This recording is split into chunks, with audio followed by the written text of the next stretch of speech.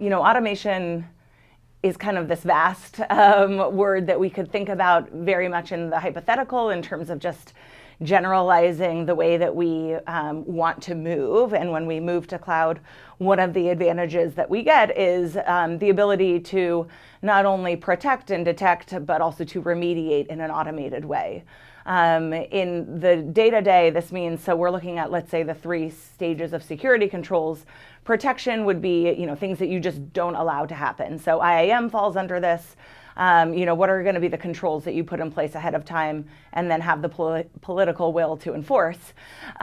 Detection is logging and monitoring, traditional SOC operations.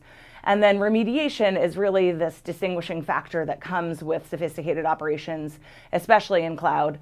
Under the hood for us, this looks like a Lambda function usually. So CloudWatch events,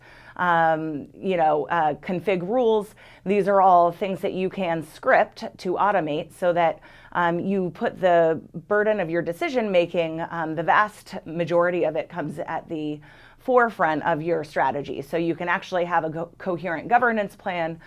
You decide, what are we going to protect, detect, and remediate? What will be the thresholds for that? And then you can implement those across the board, and you minimize that gray area that requires a human decision maker to being reserved only for new threats or for particularly high value situations. And of course, that means that your SOC or your 24-hour operations center really minimizes the human decision making, which we know to actually make decision making better. Basically, we have a CTO, Werner Vogels, who says, "Get the humans away from the machines." Humans make errors, and if it can be computerized, we should think about those ahead of time, script in those remediations, have put in that decision making, and then we can be reserved for those kind of higher level decision making junctures.